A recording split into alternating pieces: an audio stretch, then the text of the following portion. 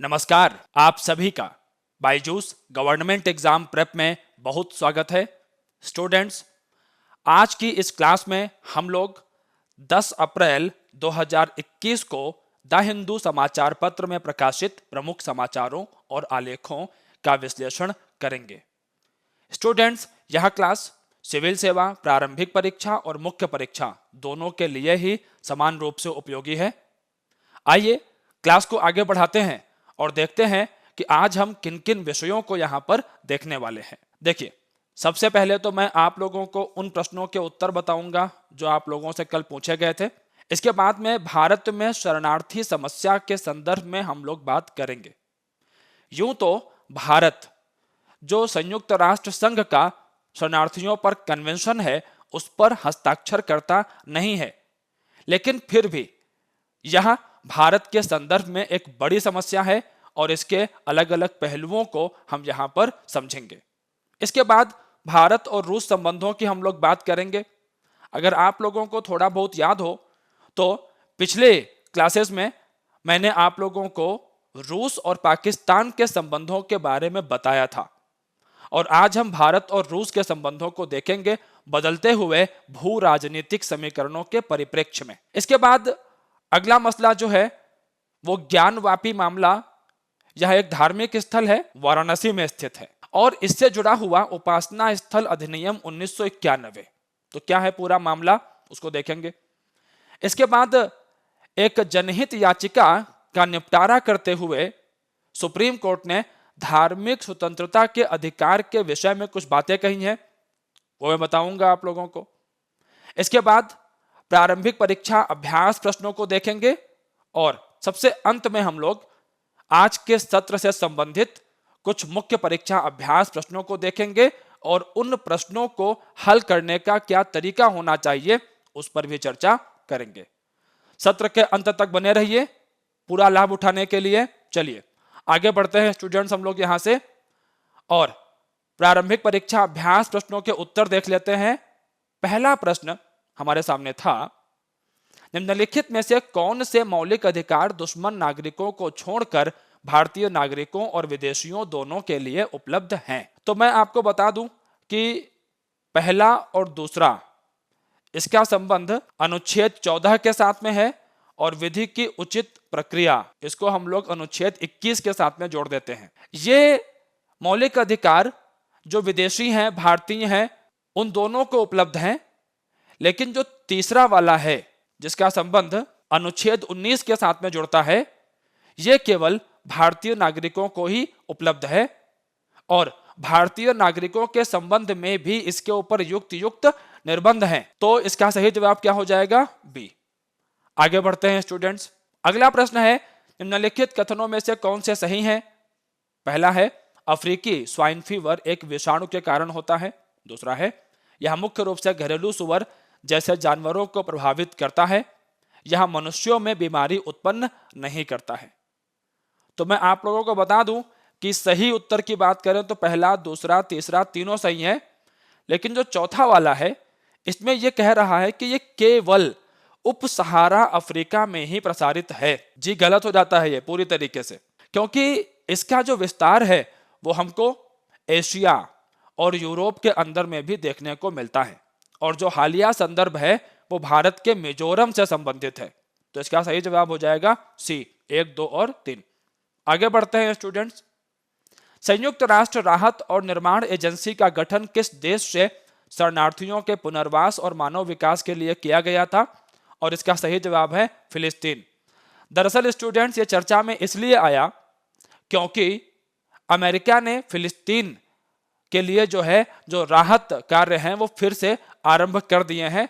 Donald Trump ने इनको एक तरफा तरीके से रोक दिया था। आगे बढ़ते हैं हम लोग यहां से। प्रश्न संख्या 4 है हमारे सामने, निम्नलिखित कथनों में से कौन सा या से गलत है या है? तो पहला है, संविधान सर्वोच्च न्यायालय में न्यायाधीशों की संख्या को निर्दिष्ट नहीं करता है और इस संबंध में निर्णय लेने का अधिकार पूरी तरह से सरकार पर छोड़ दिया गया है। तो मैं आपको यह बता दूं, पहला कथन जो है यह गलत है। यहां पर संसद जो है सर्वोच्च न्यायालय के अंदर में न्यायाधीशों की संख्या को तय करने का अधिकार रखती है और संविधान के अंदर में भी संख्या का वर्णन है। जैसे अगर हम वर्तमान की बात करें तो मुख्य न्यायाधीश सहित जो अधिकतम न्यायाधीशों की वर्तमान संख्या है वो 34 है, जिसे संसद के द्वारा ही संशोधित करके लाया गया था। दूसरा वाला कथन हमारा यहां पर सही है। हमसे पूछा गया है गलत, तो गलत कौन सा है? केवल एक, तो केवल एक, ए हमारा सही जवाब हो जाएगा। आगे देखते हैं स्टूडेंट्स, निम्नलिखित कथनों में से कौन सा या से सही है या है? पहला है भारत में SARS-CoV-2 के दोहरे उत्परिवर्ती संस्करण का पता लगाया गया है। दूसरा है B1617 इसका औपचारिक वैज्ञानिक वर्गीकरण है। तीसरा है अध्ययनों में ऐसे उत्परिवर्ती के विरुद्ध टीकों की दक्षता में कमी के साक्ष्य मिले हैं। बिल्कुल सही बात है, ये तीनों ही कथन यहां पर सही है। आगे देखते हैं स्टूडेंट्स, लोकतंत्र का श्रेष्ठ गुण इस तथ्य में निहित है कि इसे गतिविधि कहा जाता है, और इसका सही जवाब है सामान्य पुरुषों और महिलाओं की बुद्धि और चरित्र। आगे बढ़ते हैं स्टूडेंट्स हम लोग यहां से। हमारा जो पहला समाचार है इसे पेज संख्या 6 से लिया गया है। इसको हम लोग GS2IR के साथ में जोड़ सकते हैं। और India does have a refugee problem. अब लेखक यहां पर इसी बात को बताने का प्रयास कर रहे हैं कि भले भारत ने शरणार्थियों से संबंधित कन्वेंशन पर हस्ताक्षर नहीं कर रखे हैं, लेकिन शरणार्थियों की समस्या हमारे सामने भारत के आजाद होने के बाद से ही रही है। आइए देखते हैं निहित बिंदुओं को। तो ये बात मैंने अभी आपको बताई कि यह समस्या तो हमारे देश के साथ में है, चाहे वो विभाजन के कारण उपजी समस्या हो, चाहे तिब्बत के संदर्भ में बात हो, दलाई लामा का उनके समर्थकों के साथ भारत के अंदर में आना, चाहे वो 1971-72 के समय पूर्वी पाकिस्तान यानी कि वर्तमान बांग्लादेश के संदर्भ में समस्या हो, ये समस्या गाहे बगाहे हमारे सामने आती ही रही है। अब है क्या चीज कि हमें इन सब से निपटने के लिए उचित कानूनी और संस्थागत उपायों की आवश्यकता है। वर्तमान संदर्भ जो है वो म्यांमार से जुड़ा हुआ है।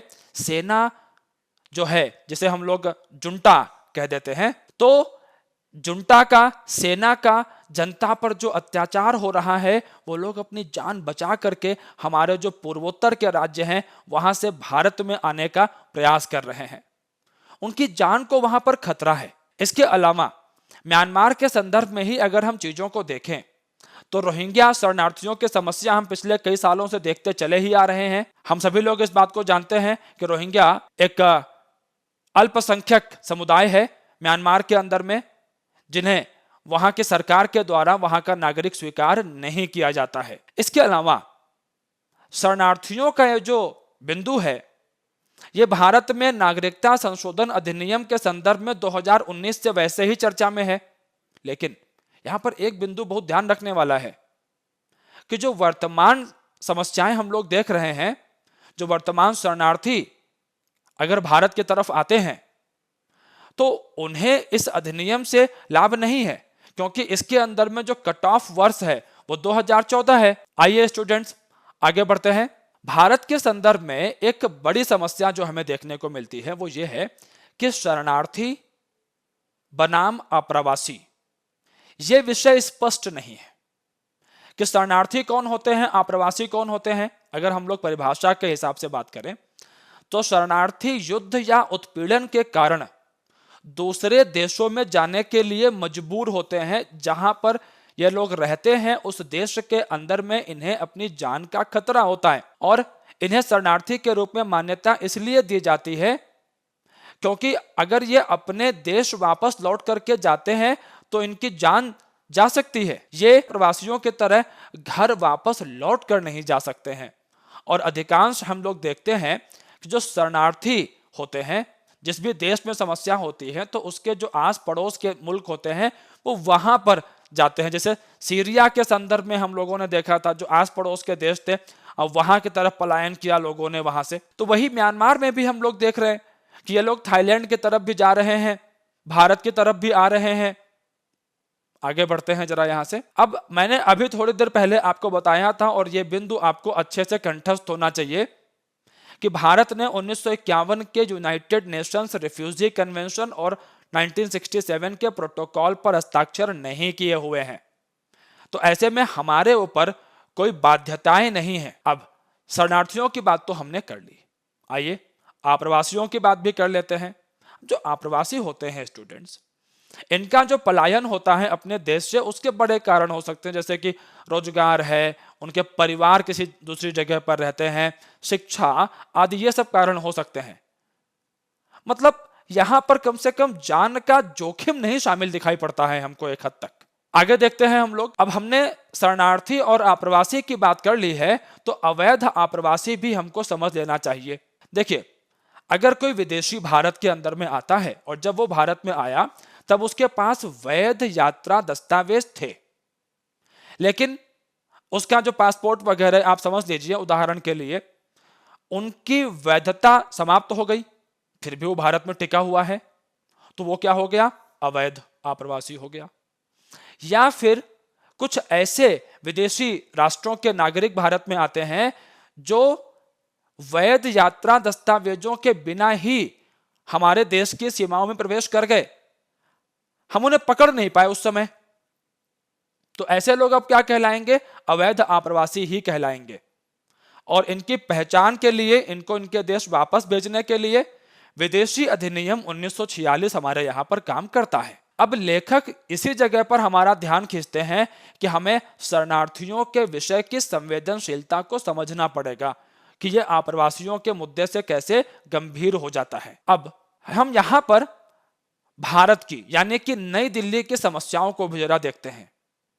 देखिए, म्यांमार के अंदर में भारत की कई सारी परियोजनाएं चल रही हैं, चाहे वो सितवे बंदरगाह का क्षेत्र हो, चाहे वो अन्य परिवहन की या कनेक्टिविटी की योजनाएं हो। तो अब नई दिल्ली में बैठे हुए भारत के जो नेता हैं, उनके दिमाग में एक बात तो जरूर है कि कहीं ऐसा ना हो कि नेपिता के अंदर में जो सैन्य अधिकारी बैठे हुए हैं वो नई दिल्ली के कदमों से नाराज हो जाएं, और ऐसे में भारत के समक्ष ये बड़ी समस्या है कि फिर म्यांमार बीजिंग के करीब जा सकता है, और चीन तो मौके के इंतजार में हमेशा रहता ही है। और ऐसे में होगा क्या कि भारत जो कि लगातार चीन की घेरेबंदी को देख रहा है, चाहे वो पाकिस्तान के संदर्भ में हो, चाहे वो श्रीलंका के संदर्भ में हो, चाहे वो एक हद तक बांग्लादेश और नेपाल के संदर्भ में हो, तो म्यांमार को इस कड़ी में जोड़ना कम से कम भारत नहीं चाहेगा। तो ये हमारे राष्ट्रीय हित भी यहां पर जुड़े हुए हैं। अब यहां पर एक और इंटरेस्टिंग बात हमारे सामने आती है कि भले भारत ने रिफ्यूजी कन्वेंशन पर हस्ताक्षर नहीं किए हैं, लेकिन इसके बावजूद भारत में शरणार्थियों की एक बड़ी संख्या आती रही है पड़ोसी मुल्कों से। आगे देखते हैं जरा स्टूडेंट्स इसको। अगर हम भारत के संदर्भ में शरणार्थियों की समस्या पर ध्यान दें, तस्वीर में आपको दलाई लामा दिखाई पड़ रहे हैं तिब्बत से, अपने ढेरों समर्थकों के साथ में उन्होंने भारत में शरण ली और हमने उनको जगह दी। इसके अलावा विभाजन के समय अब हमारे यहां पर जो शरणार्थी आते हैं, मुख्य रूप से वो कहां से हैं? बांग्लादेश, पाकिस्तान, नेपाल, तिब्बत और म्यांमार। अगर हम वर्तमान में म्यांमार को छोड़कर कुछ और चीजें भी जोड़ें, रोहिंग्या की बात तो हम कर ही चुके हैं, चकमा और हाजोंग बांग्लादेश के संदर्भ में, तिब्बती, इसके अलावा अन्य बांग्लादेशी शरणार्थी, इन सबके कारण भारत एक मानवीय और आंतरिक सुरक्षा की समस्याओं का सामना कर ही रहा है। अब यहां पर हमारे सामने विषय ये आता है कि जब हमारे सामने समस्या है तो फिर हम क्यों ना एक घरेलू नीति तैयार कर लें जो कि शरणार्थियों के विषय को संबोधित करे। एक ऐसी नीति जो धर्म, रंग और जातीयता की दृष्टि से तटस्थ हो और उसके माध्यम से हम भेदभाव, हिंसा और रक्तपात की भयानक स्थितियों को समाप्त करने में कामयाब हो सके। आइए स्टूडेंट्स आगे बढ़ते हैं। अगला समाचार जो है ये पेज संख्या 6 से लिया गया है। इसको हम लोग GS2 इंटरनेशनल रिलेशंस के साथ में जोड़ सकते हैं। तो अब यहां पर क्या है? टाइम टेस्ट्स टाइज, भारत और रूस के संबंधों की बात की गई है। आइए देखते हैं जरा इसको। हाल ही में भारत और रूस के विदेश मंत्रियों की मुलाकात हुई।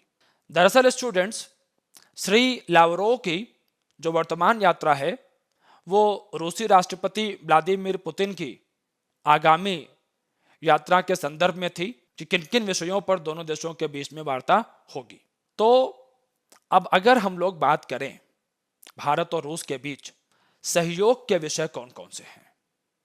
देखिए, जब द्विपक्षीय संबंधों की बात होती है स्टूडेंट्स, तो वहां पर यह देखा जाता है कि सहयोग के बिंदु कितने हैं और मतभेद के बिंदु कितने हैं। अगर सहयोग के बिंदु ज्यादा हैं तो दो देशों को प्राकृतिक सहयोगी कह दिया जाता है। मतभेद के बिंदु ज्यादा हैं तो विरोधी कह दिया जाता है। लेकिन अंतरराष्ट्रीय राजनीति के अंदर में ऐसा शायद ही कभी होता है कि दो देशों के बीच सहयोग और मतभेद के बिंदु अनुपस्थित हों। ये होते तो हमेशा हैं, बस कम ज्यादा की बात होती है। जरा बात करते हैं भारत और रूस के बारे में। तो एक तो दोनों देशों के बीच रणनीतिक सहयोग है, सुरक्षा के स्तर पर, कूटनीति के स्तर पर। इसके अलावा ऊर्जा के क्षेत्र में, परमाणु और अंतरिक्ष क्षेत्र में रूस लगातार भारत के साथ सहयोग करता रहा है। इसके साथ साथ में दोनों देशों के बीच व्यापार को बढ़ाने के संदर्भ में यूरेशियन इकोनॉमिक यूनियन के ऊपर भी बातचीत चल रही है। ब्रह्मोस मिसाइल के बारे में हम सभी लोग जानते हैं, रूस और भारत दोनों ने मिलकर के इसको विकसित किया है। इसके साथ साथ में अन्य सैन्य तकनीकी सहयोग पर समझौते के लिए दोनों देश प्रयासरत हैं, जिसके माध्यम से संयुक्त उत्पादन को बढ़ावा दिया जा सके। तकनीकी हस्तांतरण के लिए दोनों देश बातचीत कर रहे हैं। भारत इस बारे में भी प्रयास कर रहा है कि रूस भारत में ही सैन्य उत्पादन को बढ़ावा दे, ताकि स्थानीय स्तर पर रोजगारों को बढ़ावा दिया जा सके और नई तकनीकी भी प्राप्त की जा सके। और रूस का रुख इस पर सकारात्मक भी दिखाई पड़ता है। आगे देखते हैं जरा। अत्याधुनिक सैन्य प्रौद्योगिकी की अगर भारत को आपूर्ति करने की बात आती है तो इसमें रूस का एक प्रमुख नाम है। S-400 मिसाइल डिफेंस सिस्टम के बारे में हम सभी लोग जानते हैं, और निश्चित रूप से इस मिसाइल डिफेंस सिस्टम को प्राप्त करने से भारत की जो सीमाएं हैं वो अधिक सुरक्षित हो जाएंगी, और अनेक दबावों के बावजूद इसकी आपूर्ति रूस द्वारा भारत को की जाने की प्रतिबद्धता दिखाई गई है। इसके अतिरिक्त अंतरराष्ट्रीय उत्तर दक्षिण परिवहन गलियारा, जिसको भारत की उस परियोजना के रूप में देखा जा रहा है जिसके माध्यम से भारत चीन की बेल्ट एंड रोड इनिशिएटिव को एक टक्कर देने का प्रयास कर रहा है। दरअसल स्टूडेंट्स, इस अंतरराष्ट्रीय गलियारे के माध्यम से भारत रूस की मदद से उत्तरी यूरोप के देशों तक अपनी पहुंच को स्थापित करने का प्रयास कर रहा है। इसके अलावा चेन्नई और व्लादिवोस्तोक के मध्य पूर्वी समुद्री गलियारा भी दोनों देशों के बीच परिवहन को और बेहतर करने के एक प्रयास के रूप में देखा जा रहा है। आइए स्टूडेंट्स, जरा अंतरराष्ट्रीय उत्तर दक्षिण परिवहन गलियारे की बात कर लेते हैं। तो मैं आप लोगों को बताना चाहूंगा कि जो वर्तमान रास्ता है जिसके माध्यम से भारत रूस तक अपनी पहुंच स्थापित करता है, मुख्य रूप से वो स्वेज नहर से निकल करके जाता है। लेकिन INSTC के माध्यम से भारत ये प्रयास कर रहा है कि ईरान के रास्ते से होते हुए, अजरबैजान से होते हुए, कैस्पियन के पास से भारत रूस तक अपनी पहुंच को स्थापित कर लेगा। तो ये एक बहुमॉडल परिवहन परियोजना है जिसमें जल मार्ग, थल मार्ग दोनों का प्रयोग किया जाएगा, और मुख्य रूप से इसमें ईरान, रूस और भारत शामिल हैं। अन्य देशों को भी इसमें शामिल करने के प्रयास किए जा रहे हैं, कुछ देश शामिल भी हुए हैं। अब यहां पर जो है 7200 किलोमीटर लंबे मल्टी मॉडल नेटवर्क का प्रयोग किया जाएगा। जरा आगे बढ़ते हैं। अब इसका उद्देश्य क्या है? भारत और रूस के बीच परिवहन लागत को लगभग 30% तक कम करना और यात्रा समय को और अधिक कम करना। और मैंने अभी आपको बताया इस रास्ते के बारे में कि ये जो कॉरिडोर है ये इस्लामिक गणराज्य ईरान के माध्यम से हिंद महासागर और फारस की खाड़ी को कैस्पियन सागर से जोड़ता है। इसके अलावा यह रूसी संघ के माध्यम से सेंट पीटर्सबर्ग एवं उत्तरी यूरोप से भी जुड़ा हुआ है। तो भारत को इस पहुंच का बहुत लाभ मिलने वाला है। अब अगर हम बात करते हैं रूस के साथ मतभेद के बिंदुओं को, तो देखिए, एक तरफ अमेरिका और भारत इंडो पैसिफिक की अवधारणा पर आगे बढ़ रहे हैं। यह बात सर्वविदित है कि अमेरिका के साथ में जो हमारे संबंध हैं वो हालिया समय में ज्यादा गहरे हुए हैं, और जिसको भारत और अमेरिका इंडो पैसिफिक कह रहे हैं, उस क्षेत्र को रूस एशिया पैसिफिक के रूप में देखता है। तो यहां पर भू राजनीति के विषय में दोनों के बीच कुछ मतभेद के बिंदु हमें देखने को मिल रहे हैं। और भी बिंदु हैं, जैसे अभी क्वाड के संदर्भ में जो प्रगति है वो काफी ज्यादा हुई है। क्वाड एक ऐसा समूह जिसके अंदर में भारत, जापान, ऑस्ट्रेलिया और अमेरिका शामिल है। अब रूस इसको एशियन नाटो के तौर पर देख रहा है। रूस का विचार है कि यह एक प्रकार का सैन्य गठबंधन है एशिया के अंदर में, और निश्चित रूप से चूंकि अमेरिका इसके अंदर में शामिल है तो रूस बहुत सहज तो नहीं होगा क्वाड को लेकर, लेकिन यह भारत की रणनीतिक जरूरतों को पूरा करता हुआ दिखाई पड़ता है। तो अब इन मतभेदों के बीच में संतुलन को स्थापित करना यह एक चुनौती होगी। इसके अलावा अगर हम अफगानिस्तान की बात करते हैं तो भारत अफगानिस्तान के अंदर में एक लोकतांत्रिक प्रक्रिया की पुनर्बहाली चाहता है। अगर हम रूस की बात करें तो वो यहां पर तालिबान के साथ खड़ा दिखाई पड़ता है, और निश्चित रूप से भारत कम से कम ये तो नहीं चाहेगा कि तालिबान बहुत ज्यादा मजबूत हो अफगानिस्तान में, क्योंकि तालिबान की जो विचारधारा है वो देर सवेर भारत के लिए समस्याएं पैदा जरूर करेगी। अब देखिए, भारत और रूस लंबे समय तक गहरे मित्र रहे हैं, तो अगर ये मतभेद हमारे बीच में हैं तो इनको सुलझाने के प्रयास भी किए जाएंगे। निश्चित रूप से ये सत्य है कि अब हम मॉस्को के साथ में उतने करीब नहीं जितने कि पहले से रहे हैं, और ये बातें जो है कुछ राजनीतिक घटनाक्रमों से स्पष्ट भी हैं। अब यहां पर जो ये दो बिंदु लिखे हैं ये परीक्षा के लिए आवश्यक नहीं है, लेकिन घटनाक्रम को समझने के लिए महत्वपूर्ण है। जैसे कि रूस के विदेश मंत्री के साथ प्रधानमंत्री नरेंद्र मोदी की मुलाकात नहीं हुई, लेकिन श्री मोदी ने अमेरिकी विशेष दूत जॉन केरी के साथ लगभग उसी समय के आसपास मुलाकात की। तो अब ये दोनों देशों के बीच संबंधों के दरमियान जो एक दूरी है उसको प्रतिबिंबित करता हुआ दिखाई पड़ता है। आगे बढ़ते हैं जरा हम लोग यहां से। अगला समाचार पेज संख्या 6 से है, GS2 पॉलिटी के साथ में इसको हम जोड़ देंगे। A disturbing order, ASI survey in Gyanvapi mosque should not be allowed to resurrect disputes buried by law। तो इसमें यह कहा गया है कि कानून के द्वारा जिन विषयों को समाप्त कर दिया गया था उन विषयों को दोबारा उभारना नहीं चाहिए, और इस संदर्भ में वाराणसी में स्थानीय अदालत के द्वारा जो आदेश दिया गया है वह परेशान करने वाला है। तो अब लेखक यहां पर कौन से विषय उठा रहे हैं, आइए जरा देखते हैं। दरअसल मामला यह है कि वाराणसी के सिविल जज सीनियर डिवीजन फास्ट ट्रैक की कोर्ट ने विवादित ज्ञानवापी परिसर के पुरातात्विक सर्वेक्षण कराने के आदेश जारी किए हैं। यहां पर जो विषय चर्चा में आया है वह विषय यह है कि हिंदू पक्ष की ओर से यह दावा किया जाता रहा है कि यहां पर जो ढांचा है वहां पर एक विश्वेश्वर जी का स्वयंभू ज्योतिर्लिंग स्थापित है। अब यहां पर संवैधानिक विषय क्या है, कानूनी विषय क्या है, आइए हमारी परीक्षा के लिहाज से वही महत्वपूर्ण है स्टूडेंट्स, उन पर हम निगाह डालते हैं। देखिए, इस पूरे विषय में 1991 में पहला केस दाखिल हुआ था वाराणसी कोर्ट में, और वहां पर पूजा की अनुमति मांगी गई थी। लेकिन अभी वर्तमान में ASI के सर्वेक्षण के संदर्भ में जो एक आदेश दिया गया है, यह उपासना स्थल अधिनियम 1991 का उल्लंघन करता हुआ दिखाई पड़ता है। उपासना स्थल अधिनियम 1991 की चर्चा बहुत बार हो चुकी है अपनी क्लासेस में स्टूडेंट्स। जरा देखते हैं हम लोग यहाँ पर।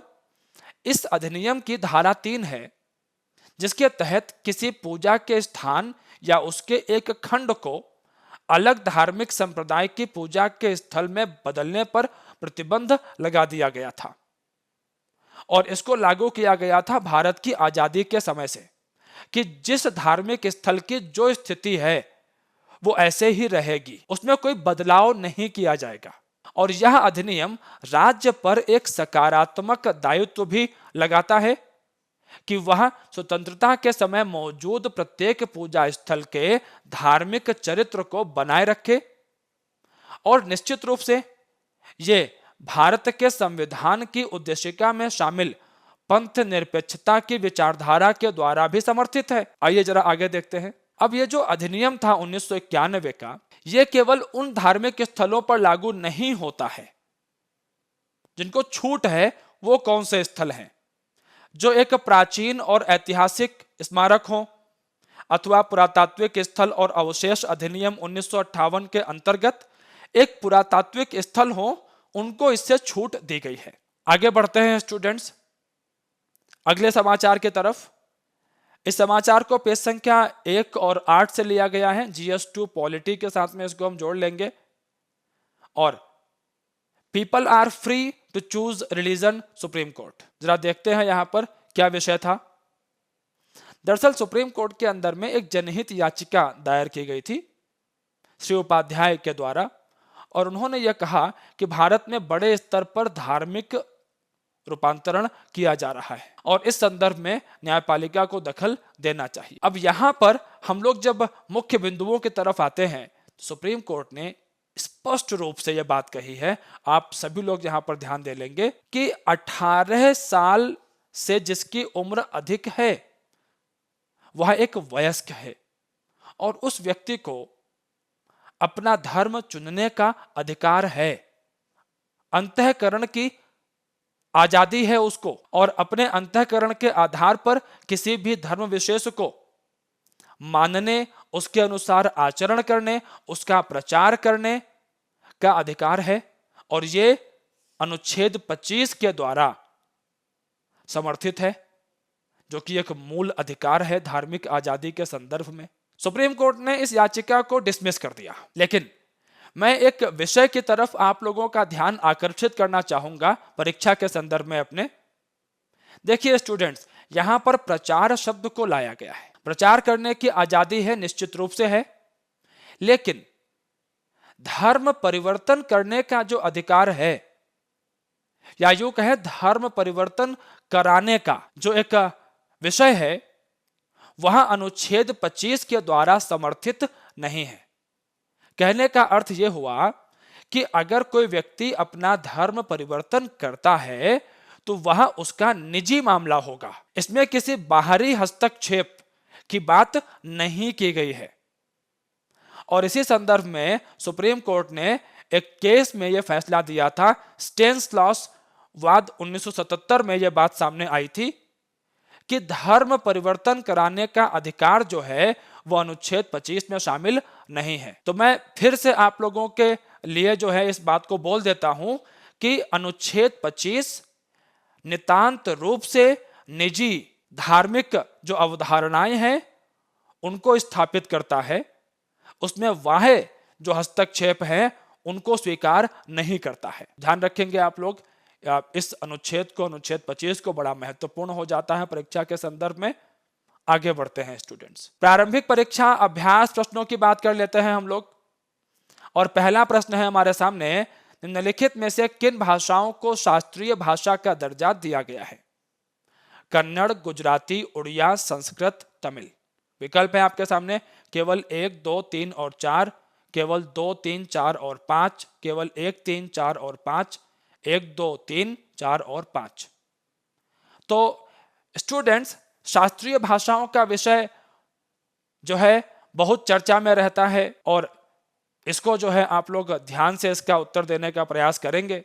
आगे बढ़ते हैं हम लोग। अगला प्रश्न है, पाइका विद्रोह अंग्रेजों के विरुद्ध एक सशस्त्र विद्रोह था। विकल्प है, असम में अंग्रेजों के शोषण, भेदभाव और अत्याचारों के विरुद्ध एक स्वतंत्रता आंदोलन। दूसरा है, सैनिकों का एक वीरतापूर्ण विद्रोह जो ओडिशा के खुर्दा में हुआ था।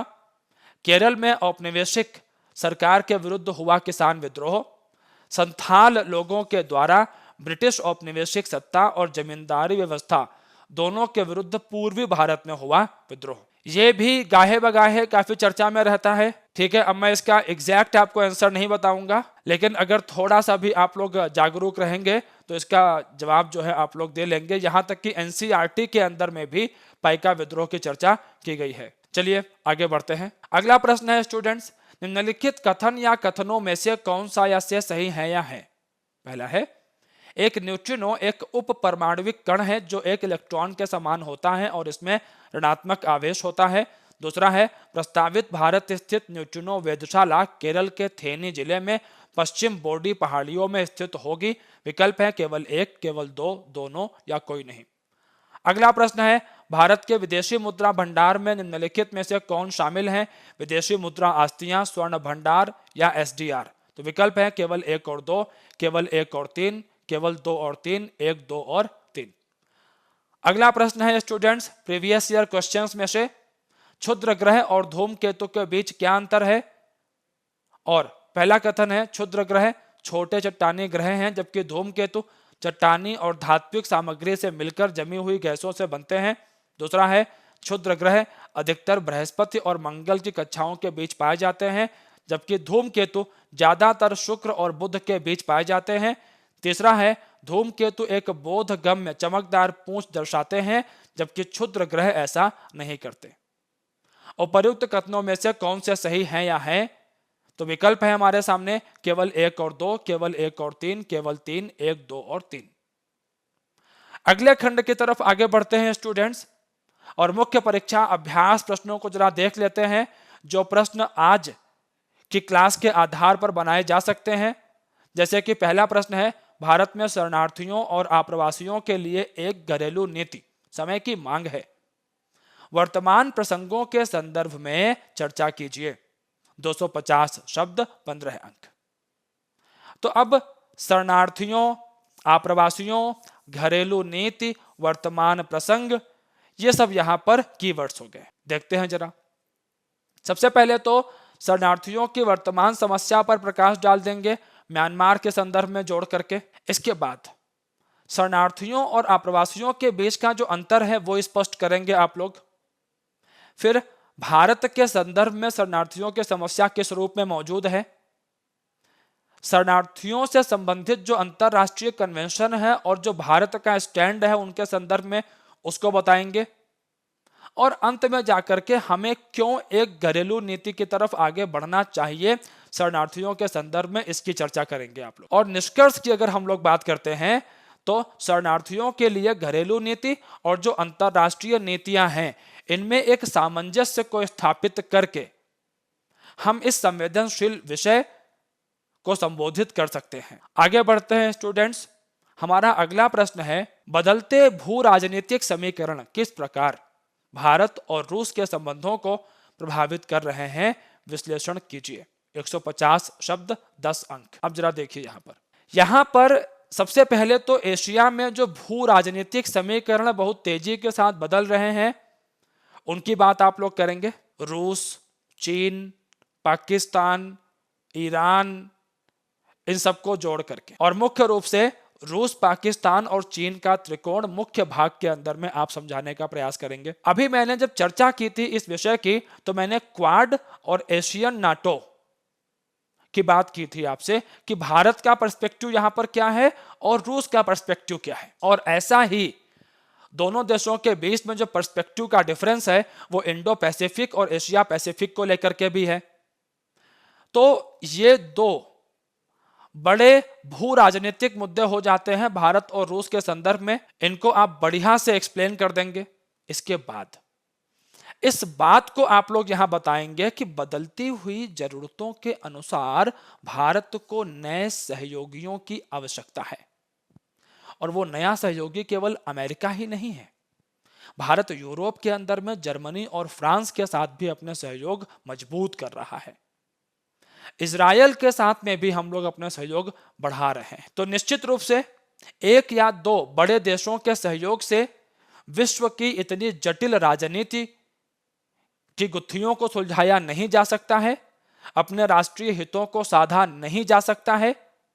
तो ऐसे में भारत को कई सारे सहयोगियों की आवश्यकता होगी और आवश्यकता बस इस बात की रहेगी कि पुराने सहयोगियों के साथ में संतुलन स्थापित किया जाए। स्टूडेंट्स, आशा करते हैं आज की जो क्लास है वो आप लोगों को पसंद आई होगी और इस क्लास के वीडियो को लाइक और शेयर करना बिल्कुल भी मत भूलिएगा। आप लोग हमारे चैनल को सब्सक्राइब कर लेंगे, बेल आइकन को प्रेस कर लेंगे तो सारे नोटिफिकेशंस आपको समय से मिल जाएंगे। आज के इस वीडियो को देखने के लिए आप सभी का शुक्रिया।